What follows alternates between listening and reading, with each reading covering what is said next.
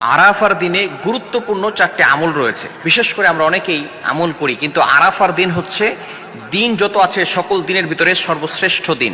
লাইলাতুল কদর রাতের ভিতরে সর্বশ্রেষ্ঠ রাত হচ্ছে লাইলাতুল কদর, আর দিনের ভিতরে সর্বশ্রেষ্ঠ দিন হচ্ছে এই আরাফার দিন। এই আরাফার দিনে আল্লাহ তাআলার কাছে দোয়া করলে আল্লাহ তাআলা দোয়াটা কবুল করে নেন। আরাফার দিনে বিশেষ করে এই জিলহজ মাসের আল্লাহ পাক রব্বুল আলামিন 9 তারিখে আরাফার দিন বিশেষ করে হাজী সাহেবরা সবাই আরাফার ময়দানে চলে যাবে, এবং সেই দিন আল্লাহ তাআলার কাছে দোয়া করলে আল্লাহ পাক রব্বুল আলামিন তাদের দোয়াগুলো কবুল করে নেবেন। এজন্য আরাফার দিনে আমরা 4টি আমল করব। নাম্বার 1, 1 নাম্বার হচ্ছে রোজা রাখবো। বিশেষ করে আমরা রোজা রাখার চেষ্টা করব। এই নফল রোজা নবীজি সাল্লাল্লাহু আলাইহি সাল্লাম জিলহজ মাসের প্রথম 10 দিনে 9 দিনই তিনি রোজা রাখতেন, কোরবানির দিনে তিনি রোজা রাখতেন না। এজন্য অবশ্যই আমরা চেষ্টা করব আরাফার দিনে রোজা রাখার জন্য। এখন আমাদের বাংলাদেশের ভিতরে একটা মতামত সৃষ্টি হয়েছে, সেটা হচ্ছে 8 তারিখে রোজা রাখবো, আরাফার দিনে রোজা রাখবো, নাকি জিলহজ মাসের 9 তারিখে রোজা রাখবো।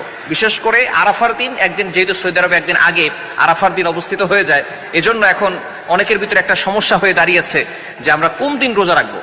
যদি আপনি একটা মত হচ্ছে আরাফার দিনে রোজা রাখতে হবে, যেহেতু সৌদি আরবে একদিন আগে আরাফার দিন অবস্থান করে। আর আব্বাস রাদিয়াল্লাহু তাআলা আনহু এবং আলী রাদিয়াল্লাহু তাআলা আনহু তাদের মত অনুযায়ী জিলহজ মাসের 9 তারিখ হচ্ছে আরাফা উদ্দেশ্য, আরাফা দ্বারা হচ্ছে জিলহজ মাসের 9 তারিখ উদ্দেশ্য। এই ক্ষেত্রে আপনি আরাফার দিনও রোজা রাখতে পারেন এবং জিলহজ মাসের 9 তারিখ রোজা রাখতে পারেন। তাহলে আপনার দুইটা রোজা রাখলেই আল্লাহ তাআলার কাছে আল্লাহ তাআলা যে কোনো একটা আল্লাহ তাআলা কবুল করে নেবেন। এজন্য আপনার মনে যদি খটকা লাগে জিলহজ মাসের 9 তারিখে রোজা রাখবেন, সমস্যা নাই।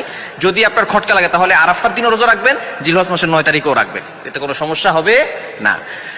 1 নাম্বার কাজ হচ্ছে রোজা রাখা। রোজা রাখলে আল্লাহ পাক রব্বুল আলামিন বান্দার সকল গুনাহ খাতাগুলো ক্ষমা করে দেন। বিশেষ করে 2 নাম্বার কাজ হচ্ছে দোয়া পড়া। একটা নবীজি সাল্লাল্লাহু আলাইহি ওয়াসাল্লাম জানিয়ে দিয়েছেন, লা ইলাহা ইল্লাল্লাহু ওয়াহদাহু লা শারীকা লাহু লাহুল মুলকু ওয়া লাহুল হামদু ওয়া হুয়া আলা কুল্লি শাইইন কাদির।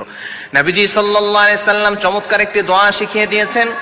এই দিনে যারা আরাফার ময়দানে অবস্থান করবে তারাও এই দোয়াটি পড়বে।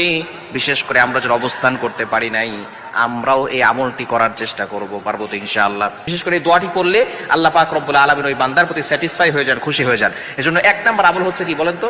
রোজা রাখা, মাশাআল্লাহ। 2 নাম্বার আমলই হচ্ছে আল্লাহ তাআলার কাছে দোয়া করা। 3 নাম্বার আমল হচ্ছে এই দোয়াটি পড়া, লা ইলাহা ইল্লাল্লাহু ওয়াহদাহু লা শারীকা লাহু। 3 নাম্বার আমল হচ্ছে, যেহেতু এই দিনে অনেকেই রোজা রাখে, আপনি ইফতার করানোর ট্রাই করবেন। যদি আপনি ইফতার করাতে পারেন তাহলে এই ব্যক্তি রোজা রেখে যেই পরিমাণ সওয়াব পেয়েছে তার একটি সওয়াবের পার্সেন্টেজ আল্লাহ তাআলা আপনার আমলনামায় দিয়ে দিবেন। জন্য আপনি এই আরাফার দিনে দান করার চেষ্টা করবেন, যতটুকু পারেন আপনি দান করবেন।